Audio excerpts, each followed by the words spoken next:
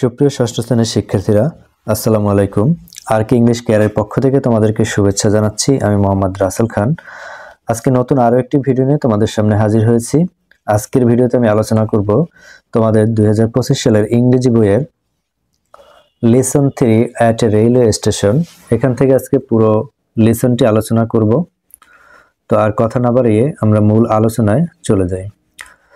Lesson 3 at a railway station, এখানে প্রথমেই তোমরা একটা প্যাসেজ দেখতে পাচ্ছ, রিড দ্য ফলোয়িং প্যাসেজ। এই প্যাসেজটাকে প্রথমে অর্থ সহ পড়তে হবে এবং তারপরে এখান থেকে বেশ কিছু অ্যাক্টিভিটি রয়েছে, সেগুলো সম্পন্ন করতে হবে। তো প্যাসেজটি পড়ার পূর্বে এখান থেকে কিছু গুরুত্বপূর্ণ ওয়ার্ড মিনিং তোমাদেরকে দিতে চাই, যাতে করে প্যাসেজটা পড়ার সময় তোমরা সহজেই প্যাসেজটিকে আয়ত্ত করতে পারো। তো প্রিয় শিক্ষার্থীরা, lesson 3 at a railway station, এখান থেকে গুরুত্বপূর্ণ শব্দার্থগুলো আগে দেখে নেই। দেখো, ক্রাউড মানে হচ্ছে ভিড়, কিউ মানে হচ্ছে লাইন, টাইটলি মানে হচ্ছে দৃঢ়ভাবে বা শক্তভাবে। এরপরে 4 নাম্বার রয়েছে স্টল মানে হচ্ছে দোকান, কোয়াইট মানে হচ্ছে শান্ত, সুটকেস মানে হচ্ছে সুটকেস। এরপরে ম্যাগাজিন হচ্ছে সাময়িকী, হুইসেল মানে হচ্ছে শীষ, অর্থাৎ তোমরা জানো যে রেলগাড়ি যে হুইসেল দেয় সেটাকে আমরা হুইসেলও বলতে পারি, অধিকাংশ সময় আমরা হুইসেলই বলে থাকি, কিন্তু এর বাংলা হচ্ছে শীষ দেয়া। এরপরে 9 নাম্বার হচ্ছে হোল্ডিং মানে ধরে থাকা, এবং 10 নম্বর হচ্ছে লাউডলি মানে হচ্ছে উচ্চস্বরে। তো আমার দৃষ্টিকোণ থেকে এগুলোই ছিল এই প্যাসেজের সবচেয়ে কঠিন ওয়ার্ড মিনিং। এরপরে তোমাদের কাছে যদি আরও কোনো ওয়ার্ড মিনিং কঠিন লেগে থাকে তোমরা সেটি কমেন্টে জানাতে পারো। তো এই ছিল ওয়ার্ড মিনিং। এখন আমরা মূল প্যাসেজটা দেখে নেই। মূল প্যাসেজে দেখো, read the following passage. My friend Sajjad and I were sitting at the railway station. আমার বন্ধু সাজ্জাদ এবং আমি রেলওয়ে স্টেশনে বসেছিলাম। I came to see him off. আমি তাকে বিদায় দিতে এসেছিলাম। See off মানে হচ্ছে বিদায় দেয়া। Sajjad was going to Dhaka to his elder sister's house. Sajjad Dhaka যাচ্ছিল তার বড় বোনের বাসায়। It was very crowded in the station. স্টেশনে খুবই ভিড় ছিল। There was a long line of the people at the ticket counter. Ticket কাউন্টারে মানুষের অনেক ভিড় ছিল, লম্বা সারি ছিল। A woman was standing in the queue. সেই সারিতে একজন মহিলাও দাঁড়িয়েছিলেন। She was holding her child's hand tightly. সে তার সন্তানের শিশুর হাতটি খুব শক্ত করে ধরে রেখেছিল। A group of young people was talking loudly and drinking tea in front of a tea stall. একদল যুবক মানুষ উচ্চস্বরে কথা বলছিল এবং চার দোকানের সামনে দাঁড়িয়ে তারা চা পান করছিল। An old couple was trying to find a quiet place to sit down and rest. একজন বৃদ্ধ বয়স্ক দম্পতি তারা একটা শান্ত জায়গা খুঁজছিল যাতে করে সেখানে বসে তারা বিশ্রাম নিতে পারে। The waiting room was crowded too. অপেক্ষমান যে রুম থাকে বা ওয়েটিং রুমই আমরা বলতে পারি, সেটাও ছিল কি খুব ভিড়। I saw a man who was trying to carry 3 heavy suitcases. আমি একজন ব্যক্তিকে দেখেছিলাম যে খুব ভারী 3টা সুটকেস বহন করছে। A young lady was sitting on a bench with her luggage at one corner. এক কর্নারে একজন ইয়ং লেডি বা মধ্যবয়স্ক এক মহিলা, সে তার লাগেজ নিয়ে বসেছিল। She was reading a magazine. সে একটি সাময়িকী পড়তেছিল। My friend and I stood near a newspaper stall talking and watching the crowd around. আমি এবং আমার বন্ধু একটি সংবাদপত্রের স্টলের সামনে দাঁড়িয়ে কথা বলছিলাম এবং চারিপাশের ভিড় দেখছিলাম। Soon my friend's train started to leave. শীঘ্রই আমার বন্ধুর ট্রেন যাত্রা শুরু করলো। As the train whistled. যখনই ট্রেন হুইসেল দিল বা শীষ দিল, he picked up his suitcase. সে তার সুটকেস তুলে নিল। And we said goodbye to each other. এবং আমরা একে অপরকে বিদায় জানালাম। তো প্রিয় শিক্ষার্থীরা, এই ছিল আজকের আমাদের এই প্যাসেজটি। এটি খুবই সহজ এবং প্রাঞ্জল ভাষায় লেখা হয়েছে, আশা করি তোমরা বুঝতে পেরেছো। এরপরে এখান থেকে আমরা অ্যাক্টিভিটি A1 এবং A2 নিয়ে আলোচনা করব। তো দেখো, A1 এ কি বলেছে? টক about what the speaker saw and did at the railway station. আমাদের এই যে স্পিকার, অর্থাৎ এইখানে যিনি বক্তা এই গল্পের, যার মুখ থেকে গল্পটা বলা হয়েছে, তিনি স্টেশনে কি দেখেছিলেন এবং তিনি কি করেছিলেন। ইউজ ইউর ওন ওয়ার্ডস, তোমার নিজের শব্দ ব্যবহার। তো আমরা এখন প্রথমে এই অ্যান্সারটা একটু দেখে নেই। তো প্রিয় শিক্ষার্থীরা, এই হচ্ছে আমাদের A1 এর answer.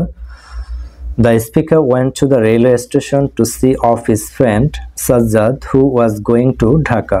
The station was very overcrowded, and there was a long line of people at the ticket counter. A woman stood in the queue holding her child's hand tightly. A group of young people talked loudly near to a tea stall. An old couple searched for a quiet place to sit and rest. The waiting room was crowded. A man struggled to carry 3 heavy suitcases. A young lady sat on a bench reading a magazine. The speaker stood near a newspaper stall and watched the crowd until the train arrived. As the train whistled, Sajjad picked up his suitcase and they said goodbye to each other. প্রিয় শিক্ষার্থীরা, এখানে আগেই বলে দিয়েছে যে use your own word, অর্থাৎ তোমার নিজের কিছু শব্দ ব্যবহার করে কিন্তু এটা লিখতে হবে। এবং কি লিখতে হবে, আমরা এই গল্পে যা জেনেছি, অর্থাৎ স্পিকার সেখানে কি করেছিল, স্পিকার তার বন্ধুকে বিদায় জানাতে স্টেশনে এসেছিল এবং তখন সে কি কি দেখেছে সেটা আমরা প্যাসেজে পড়েছি। সেই কথাটাই জাস্ট একটু নিজের ভাষায় আমি ঘুরিয়ে কিন্তু এখানে লিখে দিয়েছি।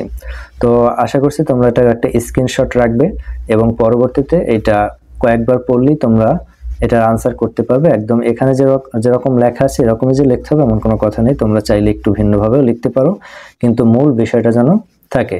তো প্রিয় শিক্ষার্থীরা, তোমরা এটা একটা স্ক্রিনশট রেখে দাও যাতে পরবর্তীতে প্র্যাকটিস করতে পারো। তো আশা করছি তোমাদের স্ক্রিনশট রাখা হয়েছে। এখন আমরা পরবর্তী প্রশ্নে চলে যাব। আমাদের পরবর্তী প্রশ্ন রয়েছে A2, match a word from column A with a word in column B that has an opposite meaning. One is done for you. অর্থাৎ এখানে যে দুইটা কলাম দেখতে পাচ্ছ, A কলাম এবং B কলাম, এখানে যে শব্দগুলো রয়েছে এই শব্দগুলোর যে বিপরীত শব্দগুলো এই কলামে দেয়া আছে সেটা তোমাকে বাছাই করতে হবে। যেমন দেখো লং এর বিপরীত হচ্ছে শর্ট, আর শর্টটা কিন্তু এখানে দেয়া আছে।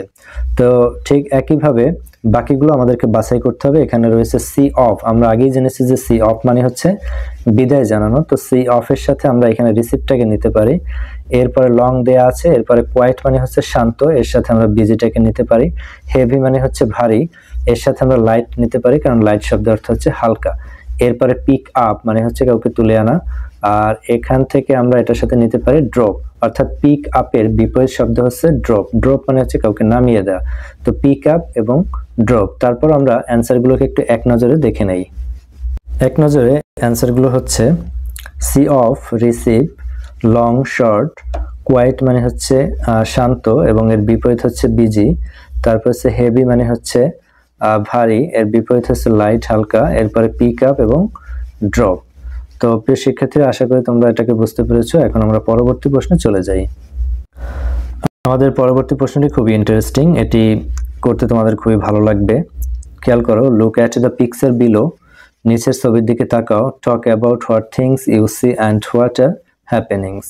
টক অ্যাবাউট কথা বলো, হোয়াট থিংস ইউ সি তুমি যে সকল জিনিস দেখতে পাচ্ছ, অ্যান্ড হোয়াট আর হ্যাপেনিং এবং যে সকল জিনিস ঘটছে। এক কথা যদি আমরা বলি তাহলে এই পিকচারটাকে তোমাকে বর্ণনা করতে হবে। এই পিকচারে তুমি যা দেখছো, তুমি কি কি দেখছো সেগুলো তোমার ভাষায় তুমি ডেসক্রাইব করলেই অ্যান্সারটা হয়ে যাবে। তো এইখানে প্রথমত কি দেখছি আমরা, খেয়াল করো, একটি ট্রেন দাঁড়িয়ে আছে এবং অবশ্যই এটি ট্রেন স্টেশনে দাঁড়িয়ে আছে এবং ট্রেনকে কেন্দ্র করে কিন্তু ট্রেন স্টেশনে মানুষের অনেক ভিড় রয়েছে।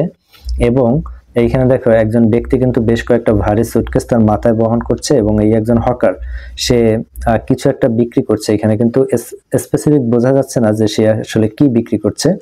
এরপরে আমরা আরো দেখতে পাচ্ছি কি, দেখো কিছু ইয়ং বয়েজ অ্যান্ড গার্লস, অর্থাৎ ছোট কিছু ছেলে এবং মেয়ে তার বাবা মায়ের সাথে কোথাও যাচ্ছে।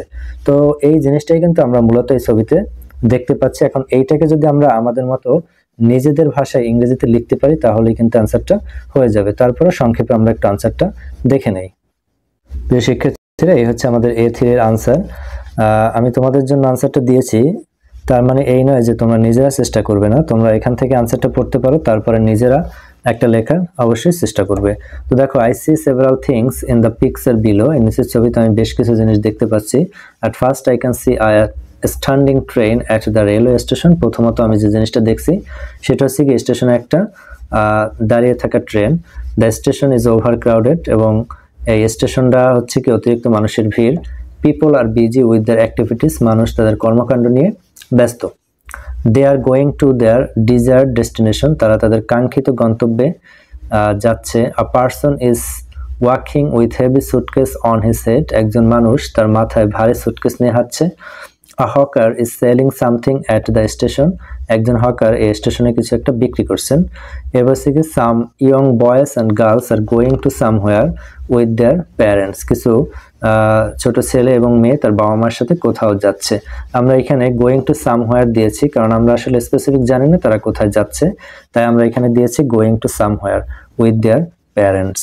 তো প্রিয় শিক্ষার্থী, এই ছিল আমাদের A3 আনসার। এখন আমরা পরবর্তী প্রশ্ন দেখে নেব, তবে তার পূর্বে তোমরা এটির একটি স্ক্রিনশট রাখতে পারো যেটা দেখে পরবর্তীতে প্র্যাকটিস করবে। আশা করি তোমাদের স্ক্রিনশট নেওয়া হয়েছে। এখন আমরা পরবর্তী প্রশ্ন অর্থাৎ A4 দেখে নেব।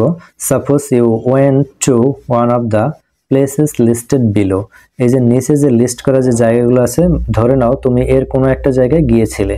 ডিসক্রাইব হোয়াট ইউ স, এখন বর্ণনা করো তুমি কি দেখেছিলে। হোয়াট ওয়ার হ্যাপেনিংস, কি ঘটেছিল। And what you did there, এবং সেখানে তুমি কি করেছিলে। এখানে অপশন দেওয়া আছে, অর্থাৎ 3টা আইটেম দেওয়া আছে।